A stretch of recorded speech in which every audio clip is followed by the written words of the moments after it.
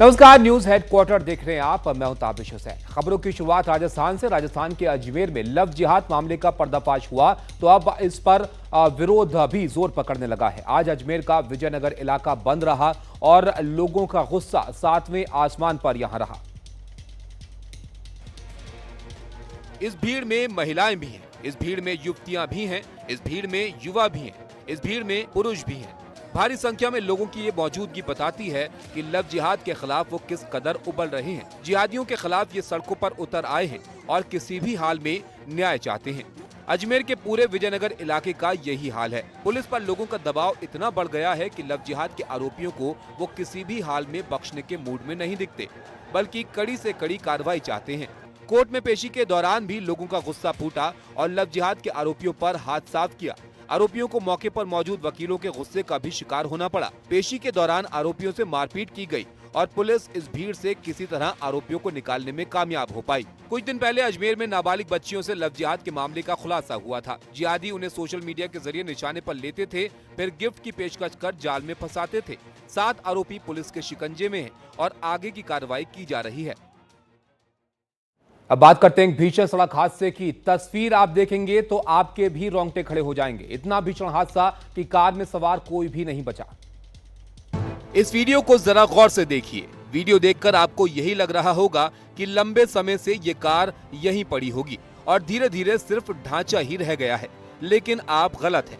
ये कार लंबे वक्त से यहाँ नहीं पड़ी थी, बल्कि एक भीषण सड़क हादसे के बाद कार की ऐसी तस्वीर सामने आई कि सिर्फ और सिर्फ ढांचा ही दिख रहा है। मौके पर मौजूद लोग कौतूहल बस कार को निहार रहे हैं और उस वक्त को कोस रहे हैं जब सड़क पर भीषण सड़क हादसा हुआ। मौके पर एक ट्रक भी है और इसी ट्रक ने परिवार समेत सड़क पर चलती कार को जोरदार टक्कर मार दी।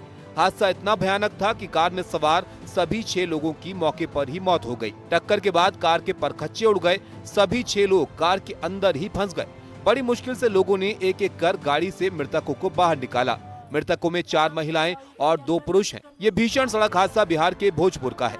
कार में सवार सभी लोग एक ही परिवार के थे और प्रयागराज महाकुंभ में स्नान के लिए गए थे। अब हम बात करेंगे उन बदमाशों की जो कल तक सड़क पर खुलेआम धारदार हथियार लहरा रहे थे, लेकिन अब उन्हें जेल की रोटी खानी होगी। अंधेरी रात और सड़क पर कोहराम, सड़क पर तेज रफ्तार और सरेआम हथियारों का प्रदर्शन। बाइक सवार ये बदमाश एक हाथ से बाइक चला रहा है तो दूसरे हाथ में हथियार लहरा रहा है। ये वीडियो आपको याद होगा, सोशल मीडिया पर ये वीडियो खूब वायरल है। अब इन 2 तस्वीरों को देखिए। ये वही लोग हैं, सड़क पर हथियार लहरा रहे थे, लेकिन अब पुलिस के हत्थे चढ़ गए। वीडियो वायरल होते ही इन बदमाशों की शामत आ गई। पुलिस ने सभी लोगों को गिरफ्तार कर लिया। सड़क पर खुलेआम हथियार लहराने वाले कौन है, क्या है इनकी पहचान, आप भी जान लीजिए। हथियार लहराने वालों के नाम न्यामतुल्ला, नईम पाशा, अदनान, हुसैन, अराफात हैं। जी हाँ, इनका यही नाम है। खुलेआम हथियार लहराने की घटना के बाद शहर की सुरक्षा पुलिस के लिए चुनौती बन गई थी, लेकिन वक्त रहते पुलिस ने बड़ी कार्रवाई करते हुए सभी को सलाखों के भीतर डाल दिया। प्रयागराज में महाकुंभ अपने अंतिम चरण में है, लेकिन श्रद्धालुओं की भीड़ कम नहीं हो रही है। तो शिवरात्रि के दिन यहां पर पहुंचने वाले श्रद्धालुओं को संभालना प्रशासन के लिए किसी चुनौती से कम नहीं है। महाकुंभ में महास्नान के लिए पहुंचने वाले श्रद्धालुओं का सैलाब थमने का नाम नहीं ले रहा है। ट्रेनों, बसों और निजी गाड़ियों में लोग भर भर कर पहुंच रहे हैं। प्रशासन के लिए मुश्किलें तमाम हैं, लेकिन लोगों को असुविधा न हो इसके लिए लगातार काम कर रहे हैं। महाकुंभ का ये अंतिम चरण है और 5 दिन बाद शिवरात्रि है। ज्यादा से ज्यादा श्रद्धालु 26 फरवरी को यानी शिवरात्रि के दिन संगम में महास्नान करना चाहते हैं। ऐसे में प्रशासन व्यवस्थाओं को ज्यादा चुस्त दुरुस्त करने में जुटा है। जो हमारे श्रद्धालु आ रहे हैं उनको अनवरत मिलती रहे, इसके लिए आज विस्तृत चर्चा की गई है। सीएम योगी ने श्रद्धालुओं की सुविधाओं को ध्यान में रखते हुए कई दिशा निर्देश दिए हैं। संगम में गाद हटाएं, गंगा नदी का जल स्तर बढ़ेगा, पानी में बीओडी पर ध्यान दिया जाए, घुली ऑक्सीजन का स्तर कम न हो। आपको बता दें कि संगम में घुली हुई ऑक्सीजन 9 से 10 और बायोकेमिकल ऑक्सीजन डिमांड लगातार 3 से कम होनी चाहिए। अब बिहार के पूर्णिया की बात करेंगे। ऐसा वीडियो जिसे देखकर आप भी हैरत में पड़ जाएंगे, जब एक लड़की ने पानी में डूबकर खुद की जीवन लीला खत्म करने की कोशिश की। चारों तरफ अंधेरा और इस अंधेरे में पानी के अंदर एक लड़की खड़ी है। लड़की का चेहरा दूसरी तरफ है, इसलिए समझना मुश्किल है कि ये लड़की कौन है। ये भी समझना मुश्किल है आखिर इस सुनसान जगह पर ये लड़की अंधेरे में क्या कर रही है। लेकिन थोड़ी ही देर बाद पानी में खड़ी लड़की खुद को डुबाने की कोशिश करती है। तभी कुछ लोगों की आवाज आती है, वो चिल्ला उठते हैं। दरअसल लड़की पानी में खुद को डुबोकर सुसाइड करने की कोशिश कर रही है और कुछ लोग चुपचाप इसका अपने मोबाइल फोन से वीडियो बना रहे हैं। अचानक लड़की पानी में डूबने लग जाती है और मौके पर स्थानीय लोगों की भीड़ जुट जाती है और शोर मचाते हुए लोग सौरा नदी में छलांग लगा देते हैं, जबकि तैराकों ने लड़की को पानी की गहराई से बाहर निकालकर उसकी जान बचा ली। ये पूरा वीडियो बिहार के पूर्णिया का है। आखिर लड़की ने सुसाइड की कोशिश क्यों की? मौके पर मौजूद लोगों के मुताबिक मौके पर लड़की आधे घंटे तक किसी से फोन पर बहस करती रही और फिर खुद की जीवन लीला खत्म करने का प्रयास किया। तेलंगाना में एक निजी अस्पताल में इलाज के दौरान एक मरीज की मौत के बाद संग्राम मच गया। मृतक के परिजनों ने जमकर यहां पर मारपीट की। भारी संख्या में लोग, जमकर हो गया हंगामा, जमकर मारपीट तो पिटाई से खुद को बचाता शख्स। ये पूरा वीडियो तेलंगाना के संगारेड्डी जिले के एक निजी अस्पताल का है, जब भारी संख्या में लोगों ने अस्पताल के कैंपस में हंगामा मचा दिया। ये वीडियो तब सामने आया जब इलाज के दौरान श्रीनिवास नाम के एक मरीज की मौत हो गई। मरीज की मौत की खबर जैसे ही उसके परिजनों को लगी, वो आग बबूला हो गए और मौके पर परिजनों के साथ भारी संख्या में लोग पहुंच गए। फिर डॉक्टर्स और वहां काम करने वाले लोगों पर हमला कर दिया।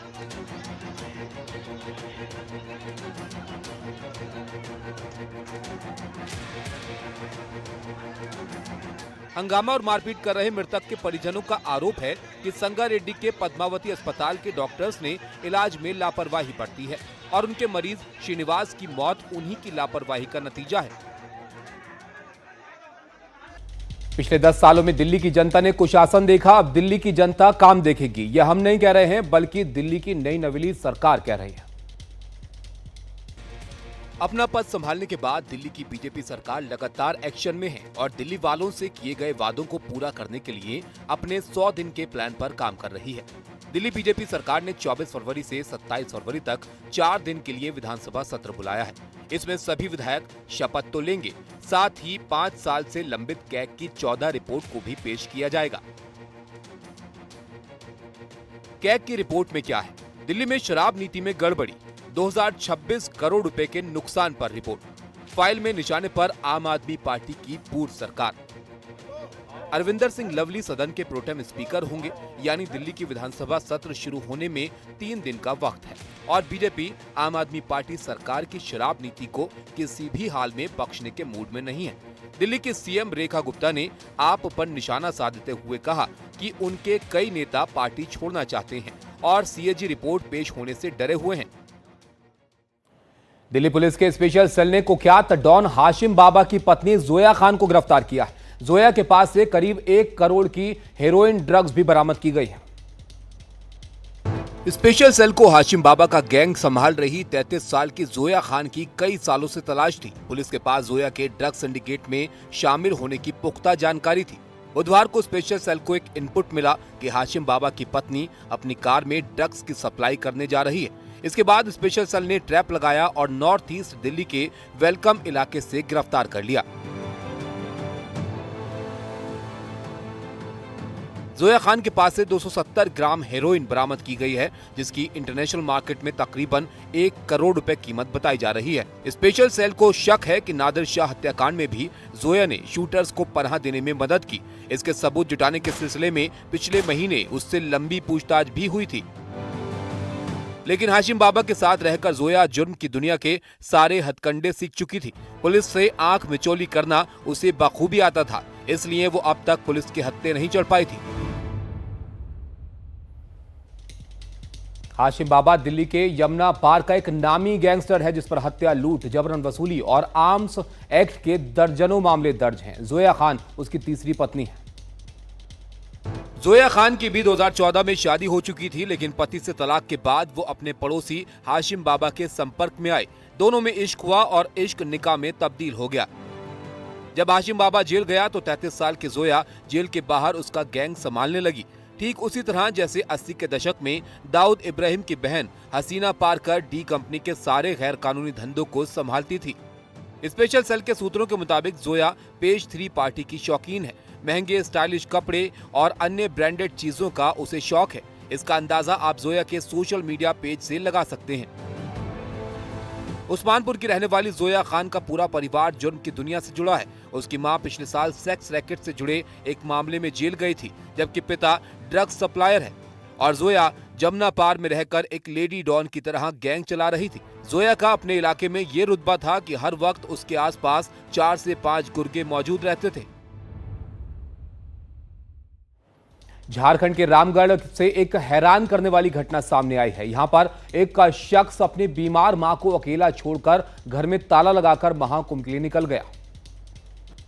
सीसीएल के ए टाइप क्वार्टर के अंदर से रोने और चिल्लाने की आवाज सुनकर पड़ोसियों ने बुजुर्ग महिला के भाई और बेटी को सूचना दी। उनके आने पर घर का ताला तोड़ा गया। अंदर जाने पर उन्होंने देखा बुजुर्ग वृद्ध संजू देवी की तबीयत काफी खराब थी। उनका पैर भी जख्मी था। वो भूख से बेहाल थी, कुछ बोल भी नहीं पा रही थी। परिजनों और पड़ोसियों ने उन्हें खाने को दिया। इसके बाद उनकी बेटी उन्हें अपने ससुराल ले गई और वहां मरहम पट्टी करके सीसीएल अस्पताल ले जाकर भर्ती कराया। मेरा मौसी जो है प्लास्टिक खा रही है कि वो खा रही है, तो बाद में पता चला कि उसका बेटा सब उसका पुत्र सब गया है कुंभ नहाने। जब संजू देवी की बेटी ने सीसीएल में काम करने वाले अपने भाई अखिलेश प्रजापति को फोन किया तो उसने बताया कि वो अपने सास ससुर और पत्नी को लेकर महाकुंभ नहाने गया है। उसने मां को खाना और चूड़ा देकर घर के बाहर ताला लगा दिया। माँ का तबीयत खराब है, नहीं खाना खाने की वजह से। रामगढ़ पुलिस ने इसे अमानवीय मामला बताते हुए कहा कि अगर कोई लिखित शिकायत आती है तो पुलिस कार्रवाई करेगी। अब बात मध्य प्रदेश के भिंड की। 5 दिन पहले जिन बदमाशों ने टोल प्लाजा में फायरिंग की, मारपीट की, उनसे 3 लोग पुलिस के शिकंजे में उनमें से फंसे हैं। सीसीटीवी में कैद ये वीडियो आपको याद होगा। ये 5 दिन पुराना है, जब मध्य प्रदेश के भिंड टोल प्लाजा में बदमाशों ने हंगामा मचा दिया था। मौके पर पहुंचे 3 बाइक पर 9 बदमाशों ने सारी हदें पार कर दी थी। अपनी ताकत का प्रदर्शन करने की मंशा से सभी ने मौके पर जमकर फायरिंग की और टोल प्लाजा कर्मियों को जमकर पीटा था। एक टोल प्लाजा कर्मी की पिटाई का वीडियो सोशल मीडिया पर खूब वायरल है, जब बदमाशों ने मार मार कर उसे अधमरा कर दिया।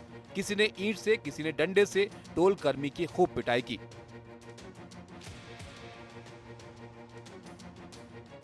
वारदात के बाद पुलिस ने सीसीटीवी के आधार पर बदमाशों की पहचान की और आज 5 दिन बाद ये बदमाश पुलिस के हत्थे चढ़ गए। पुलिस और बदमाशों के बीच सिकाटा और बिलाव के बीच बीहड़ में जबरदस्त मुठभेड़ हुई। पुलिस ने 2 आरोपियों के पैर में गोली मार दी, जबकि 3 लोगों को पकड़ लिया। जख्मी बदमाशों का इलाज जिला अस्पताल में चल रहा है, जबकि अब भी 6 बदमाश पुलिस के शिकंजे से बाहर हैं। ये वक्त परीक्षाओं का है और देश भर में 10वीं और 12वीं की परीक्षाएं चल रही हैं। जिन बच्चों ने पूरे साल पढ़ाई की है वो तो सभी सवालों को उत्तर देकर बड़ी खुशी से घर लौट रहे हैं, लेकिन कुछ छात्र ऐसे भी हैं जिन्होंने पूरे साल पढ़ाई नहीं की तो बंदूक उठा ली है। भारी संख्या में लोगों की मौजूदगी है, विरोध प्रदर्शन है, हो हंगामा है, आगजनी है, जमीन पर आग की लपटें हैं तो आसमान में काले धुएं का गुबार। ऐसी तस्वीर तब सामने आई जब 10वीं की परीक्षा के दौरान एक छात्र की गोली मारकर हत्या कर दी गई और फिर इलाके में परीक्षा का माहौल बदल गया। सब कुछ हिंसक हो गया। गुस्साए लोगों ने कोलकाता बनारस नेशनल हाईवे पर आगजनी कर जाम लगा दिया। तस्वीरों में आप देख सकते हैं कई किलोमीटर तक लंबा जाम लगा हुआ है। ये वीडियो बिहार के सासाराम का है। 10वीं की परीक्षा के दौरान भी कुछ ऐसा ही हुआ। 10वीं के 2 छात्रों को गोली इसलिए मार दी गई क्योंकि उसने दूसरे छात्र को अपनी आंसर बुक नहीं दिखाई। बस यही बात आरोपी छात्र को खल गई और परीक्षा देकर लौटते वक्त बदमाशों ने छात्रों पर हमला बोल दिया। इसमें एक छात्र की मौत हो गई, जबकि दूसरे छात्र का अस्पताल में इलाज चल रहा है। गुस्साए गाँव वाले बदमाशों की जल्द गिरफ्तारी की मांग कर रहे हैं तो पुलिस मामले की जाँच में जुट गई है। राजस्थान के बीकानेर जिले में मूंगफली की तुलाई का मुद्दा गर्माता जा रहा है। नाराज किसानों ने यहां प्रशासन को अल्टीमेटम देते हुए नेशनल हाईवे को जाम किया। श्री डूंगरगढ़ में मूंगफली तुलाई के लिए नए सेंटर खोलने की मांग को लेकर किसान नेशनल हाईवे 11 पर जा बैठे। लंबे जाम की स्थिति बनता देख प्रशासनिक अधिकारी मौके पर पहुंचे और आंदोलनकारी किसानों के प्रतिनिधियों से बात की, लेकिन इसका कोई नतीजा नहीं निकला। किसानों ने आम लोगों की परेशानी को देखते हुए प्रशासन को 2 घंटे का अल्टीमेटम देते हुए रास्ता खोल दिया। साथ ही चेतावनी दी कि अगर कोई समाधान नहीं निकला तो वो फिर से नेशनल हाईवे जाम कर देंगे। 5000 टोकन बाकी पड़े हैं और दिन बचे हमारे पास 7 दिन में तुलने वाले नहीं है इसी एक सेंटर पे। इसीलिए हमारे किसानों की जायज मांग ये है कि इन सेंटरों पे 4 सेंटर और खुलवाए जाएं, जिससे किसानों की मूंगफली तुलाई हो सके। बीकानेर में देश में सबसे ज्यादा मूंगफली का उत्पादन हुआ है। श्री डूंगरगढ़ खरीद केंद्रों पर मूंगफली से भरे ट्रकों की करीब 2 किलोमीटर की लंबी कतारें लग रही हैं। इससे किसान परेशान हो रहे हैं, इसीलिए वो खरीद केंद्रों की संख्या बढ़ाने की मांग कर रहे हैं। तेज रफ्तार का अंजाम क्या होता है, ये उत्तर प्रदेश के आगरा में देखने को मिला है। वीडियो देखेंगे तो आप भी दहल जाएंगे। एक जोरदार टक्कर, फिर पूरी तस्वीर बदल गई। एक जोरदार टक्कर, फिर इसे देखने वाले सन्न रह गए। एक जोरदार टक्कर और सब कुछ तहस नहस हो गया। तेज रफ्तार का कहर क्या होता है ये आपके सामने है। तेज रफ्तार कार ने जब गेट में टक्कर मारी तो कार के आगे के हिस्से के चीथड़े उड़ गए। ये वीडियो उत्तर प्रदेश के आगरा का है और पूरा वीडियो मौके पर लगे सीसीटीवी में कैद हो गया। जरा सोचिए, इस गेट के सामने कोई होता तो क्या होता। जाहिर है वो अपनी जिंदगी से हाथ धो बैठता। कार पर महाराष्ट्र का नंबर लगा है। कार पर 2 लोग सवार थे और वो इस कार को तेज रफ्तार से दौड़ा रहे थे। तभी थोड़ी देर में कार अनियंत्रित हो गई और आगरा के गरिमा मैटरनिटी हॉस्पिटल में जा घुसी। मेन गेट को तोड़ते हुए कार दीवार से जा टकराई। टक्कर इतनी जोरदार थी कि कार का एयरबैग भी खुल गया।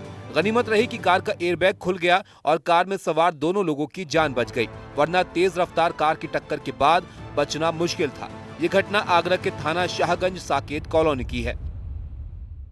इजराइल में बसों में सीरियल ब्लास्ट हुए हैं और पार्किंग में खड़ी 3 बसों में एक के बाद एक ब्लास्ट यहां पर हुए, जिससे सेंट्रल इजराइल दहल गया है। बम धमाकों में 3 बसों के परखच्चे उड़ गए। 2 और बसों में भी बम लगाए गए थे, लेकिन फटने से पहले उन्हें निष्क्रिय कर दिया गया। इजरायली पुलिस और सुरक्षा एजेंसियों का मानना है कि यह बम विस्फोट एक सुनियोजित आतंकी हमले का प्रयास था। हालांकि प्लान पूरी तरह कामयाब नहीं हो सका। ये बम उस वक्त फटे जब बसों में कोई मौजूद नहीं था। इससे ना तो किसी की जान गई और ना ही कोई घायल हुआ। इजरायली सुरक्षा एजेंसियों ने शुरुआती जांच के बाद कहा है कि हमले के पीछे ईरान और हमास का हाथ हो सकता है। ये धमाके हमास और इजराइल के बीच गाजा युद्ध विराम के तहत चल रही कैदियों की अदला बदली के बीच हुए हैं। इजरायली वेबसाइट यरूशलेम पोस्ट ने सुरक्षा एजेंसियों के हवाले से दावा किया है कि हमले की योजना ईरान में बनाई गई थी। इसके बाद इस योजना में वेस्ट बैंक में सक्रिय हमास लड़ाकों को शामिल किया गया। रिपोर्ट में दावा किया गया है कि बसों में इन बमों को शुक्रवार सुबह 9 से 10 बजे के बीच फटने के लिए लगाया गया था, लेकिन गलत तरीके से सेटिंग की वजह से ये गुरुवार रात ही फट गए। अमेरिका में एक और भारतवंशी को अहम जिम्मेदारी मिली है। काश पटेल अमेरिकी खुफिया एजेंसी FBI के डायरेक्टर बन गए हैं। अमेरिकी सीनेट में डेमोक्रेट्स के कड़े विरोध के बावजूद कश्यप प्रमोद विनोद पटेल यानी काश पटेल को FBI चीफ बनाने की मंजूरी मिली। काश पटेल के पक्ष में 51 वोट पड़े, जबकि विरोध में 49 वोट। FBI डायरेक्टर बनना अपने आप में एक बहुत ही गर्व की बात है, वो भी किसी भारतीय मूल के व्यक्ति का वहां तक पहुंचना, जिनके माता पिता गुजरात में पैदा हुए, युगांडा होते हुए अमेरिका पहुंचे और काश पटेल जो हैं वो एक लंबे सफर के बाद, अपने लंबे करियर के बाद उनको ये ओहदा दिया गया है। डेमोक्रेट्स सांसदों का मानना था कि काश पटेल एक मजबूत रिपब्लिकन समर्थक हैं, ऐसे में वो FBI का इस्तेमाल राष्ट्रपति ट्रंप के राजनीतिक विरोधियों को निशाना बनाने के लिए कर सकते हैं। FBI डायरेक्टर बनने पर काश पटेल ने बयान दिया कि अमेरिका के दुश्मन धरती के किसी भी कोने में हो, हम नहीं छोड़ेंगे। हमारे लिए एक ही मिशन है और वो है अमेरिका। काश पटेल के FBI डायरेक्टर बनने पर व्हाइट हाउस के अधिकारी और राष्ट्रपति ट्रंप के सलाहकार डैन सेविनो ने एक मीम वीडियो शेयर किया है। जम्मू कश्मीर में फिर से मौसम ने मिजाज बदल लिया है। हल्की बर्फबारी के बाद चारों ओर यहां पर बर्फ की सफेद चादर भिज गई है। ये जम्मू कश्मीर में ताजा बर्फबारी की तस्वीरें हैं। मौसम ने मिजाज बदला तो चारों तरफ बर्फ की सफेद चादर बिछ गई। हर तरफ बर्फबारी से पारा फिर से नीचे गिर गया है। वैष्णो देवी भवन सहित कटरा में दिन भर बारिश होती रही तो भैरव घाटी में बर्फबारी का नजारा देखने को मिला। तो इस नजारे को श्रद्धालु अपने मोबाइल कैमरे में कैद करते नजर आए। त्रिकूट पर्वत सहित वैष्णो देवी भवन पर हल्की बर्फबारी की सफेद चादर देखने को मिल रही है। मौसम के बदले मिजाज के बाद सूबे के अधिकतर इलाकों में बर्फबारी हो रही है। जानिए कहां-कहां बर्फबारी हुई। Gulmarg, Sonmarg, Patnitop, Nathatop, Trikuta.